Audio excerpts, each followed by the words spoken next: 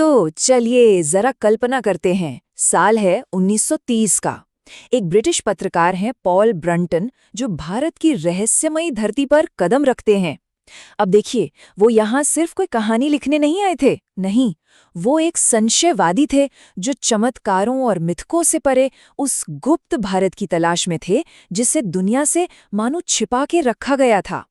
आज हम उनकी किताब अ सर्च इन सीक्रेट इंडिया के पन्नों में उतरेंगे और उनकी इस कमाल की खोज को साथ में समझेंगे। सबसे पवित्र चीजें एक देश गुप्त रखता है। देखिए, ये सिर्फ एक लाइन नहीं है, ये शब्द ब्रंटन की पूरी यात्रा का कह सकते हैं सार थे। उनकी खोज उस भारत के लिए थी जो पोस्टकार्ड्स पर नहीं दिखता, जो पहली नजर में छिपा रहता है। ये तो एक मिशन था, उस पवित्र आध्यात्मिक दिल को खोजने। और ये समझना जरूरी है कि पॉल ब्रंटन कोई आम टूरिस्ट नहीं थे। नहीं, वो एक मिशन पर थे। एक पत्रकार के तौर पर उनका सबसे बड़ा हथियार क्या था? उनका बेरहमी से आलोचनात्मक दिमाग, और इसका इस्तेमाल वो सच को कल्पना से और असली चीज को धोखे से अलग करने के लिए करने वाले थे। तो यही उनकी यात्रा का सबसे बड़ा संघर्ष था। आप सोचिए, एक तरफ था वो भारत जिसके बारे में सब बात करते थे, सड़क के जादूगर, मदारी, सनसनीखेज फकीर, और दूसरी तरफ थी वो सच्ची आध्यात्मिकता जिसे वो असल में खोज रहे थे। ब्रंटन का एक ही लक्ष्य था, इस मिथक की दीवार को तोड़ना और उस शुद्ध ज्ञान के असली स्रोत तक पहुंचना। और जानते हैं, उनकी ये खोज उन्हें सीधे कुछ ऐसे अविश्वसनीय किरदारों की दुनिया में ले गई जिनकी आप कल्पना भी नहीं कर सकते। उनकी पहली ही मुलाकात एक ऐसे इंसान से हुई जिसकी शक्तियों का दावा किसी भी तर्क से, किसी भी लॉजिक से परे था। और यहीं बॉम्बे में ब्रंटन के संशयवाद की पहली बड़ी परीक्षा हुई। उनकी मुलाकात हुई महमूद बे से।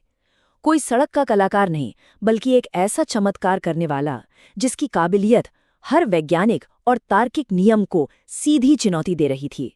ये एक ऐसा करतब था जो असंभव ही लगना चाहिए। देखिए हुआ क्या। ब्रंटन ने कागज पर एक गुप्त सवाल लिखा, मैं 4 साल पहले कहाँ रहता था। फिर उन्होंने उस कागज को इतना कसकर मोड़ा कि उसे पढ़ना नामुमकिन था। अब महमूद बे ने उस बंद कागज को बस हाथ में लिया, आंखें बंद की, और कमाल ये है कि उन्होंने न सिर्फ सवाल हूबहू बता दिया, बल्कि जब ब्रंटन ने कागज खोला तो उसके नीचे सही जवाब भी लिखा हुआ था। और ये एक बार नहीं, इसे दोहराया भी गया। अब सोचिए, ब्रंटन जैसा पत्रकार बस हैरानी तो रह जाएगा। तो सवाल ये था, आखिर ये हुआ कैसे? कोई ट्रिक थी? जब ब्रंटन ने पूछा तो महमूद बे का जवाब किसी भी चाल से कहीं ज्यादा हैरान करने वाला था। उन्होंने कहा, ये रहस्य मुझे मेरी सहायक आत्माओं ने बताए। उनके मुताबिक ये कमाल 30 नियंत्रित जिन्नों की मदद से किया गया था। तो जादूगरों की इस दुनिया से आगे बढ़कर ब्रंटन की खोज उन्हें अलग अलग तरह के आध्यात्मिक गुरुओं तक ले गई। यहाँ भी 2 तरह के लोग थे। एक तरफ थे मेहर बाबा जैसे, जिनके हजारों मानने वाले थे, और दूसरी तरफ थे वो एकांत योगी जो पहाड़ों की गुफाओं में अकेले साधना करते थे। इन्हीं में से एक थे मेहर बाबा, और वो सच में एक विरोधाभास थे। वो खुद को नया मसीहा कहते थे जो पूरी दुनिया को बदलने आया है, लेकिन उन्होंने सालों से एक शब्द भी नहीं बोला था। उनका मौन उतना ही गहरा था जितने गहरे उनके दावे।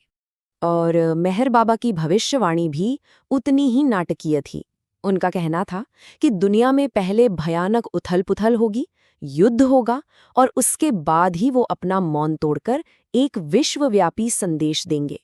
वो अपनी दिव्यता को साबित करने के लिए बड़े-बड़े चमत्कार करने का वादा करते थे। एक ऐसा दावा जो ब्रंटन के तार्किक दिमाग के लिए किसी कल्पना से कम नहीं था। तो मसीहाओं के इन बड़े बड़े दावों और जादूगरों के करतबों से दूर अब ब्रंटन की खोज ने एक बिल्कुल नया मोड़ लिया। वो अब एक ऐसे योगी से मिले जिनकी शक्ति दुनिया को बदलने में नहीं, बल्कि खुद के शरीर पर विजय पाने में थी। मिलिए ब्रह्मा से, एक ऐसे योगी जिनका ध्यान बड़ी बड़ी घोषणाओं पर बिल्कुल नहीं था, बल्कि अपने ही शरीर पर, एक एक अंग पर पूर्ण और संपूर्ण महारत हासिल करने पर था। ब्रह्मा की क्षमताओं ने ब्रंटन को एक ऐसे सवाल के सामने लाकर खड़ा कर दिया जो लगभग असंभव लगता है। क्या कोई इंसान अपनी मर्जी से, अपनी इच्छा से अपने दिल की धड़कन और अपनी सांस को रोक सकता है? और फिर ब्रंटन ने अपनी आंखों से, अपने हाथों से उस असंभव को सच होते देखा। उन्होंने अपनी उंगलियों से ब्रह्मा की नब्ज को धीरे धीरे धीमा होते और फिर पूरी तरह रुकते हुए महसूस किया। उन्होंने योगी की सांसों को थमते हुए देखा, जब तक कि वो एक पत्थर की मूर्ति की तरह बिल्कुल स्थिर नहीं हो गए। ये कोई चाल नहीं थी, ये शरीर पर इच्छा शक्ति की एक अविश्वसनीय, अकल्पनीय विजय थी। जब योगी से इसका कारण पूछा गया तो उनका स्पष्टीकरण किसी चमत्कार से कम नहीं था। उन्होंने बताया कि योग के जरिए कोई भी अपनी सांस में छिपी प्राण शक्ति यानी जो जीवन ऊर्जा है उसे नियंत्रित कर सकता है, और जब आप प्राण को नियंत्रित कर लेते हैं तो शरीर के सबसे बुनियादी काम भी आपकी इच्छा के अधीन हो जाते हैं। जैसा कि उन्होंने कहा था, मृत्यु तो बस शरीर की एक आदत। इन सब अविश्वसनीय अनुभवों के बाद ब्रंटन की यात्रा अब अपने सबसे अहम, सबसे महत्वपूर्ण मोड़ पर आने वाली थी, और इसका मार्गदर्शन किया एक बहुत ही प्रतिष्ठित आध्यात्मिक नेता ने। ब्रंटन की मुलाकात हुई दक्षिण भारत के आध्यात्मिक प्रमुख श्री शंकर से। अब ये मुलाकात बाकियों से बिल्कुल अलग थी। यहाँ कोई चमत्कार नहीं दिखाए जा रहे थे, कोई अलौकिक प्रदर्शन नहीं था। यहाँ था तो सिर्फ ज्ञान, और सबसे जरूरी बात, ब्रंटन की इस भटकती हुई खोज के लिए एक साफ साफ दिशा। यही वो पल था जिसने सब कुछ बदल दिया। श्री शंकर ने ब्रंटन को उनकी खोज के अंतिम ठिकाने की ओर इशारा किया।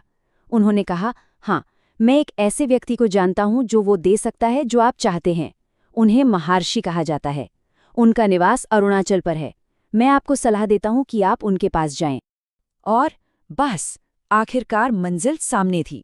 अरुणाचल, पवित्र पर्वत।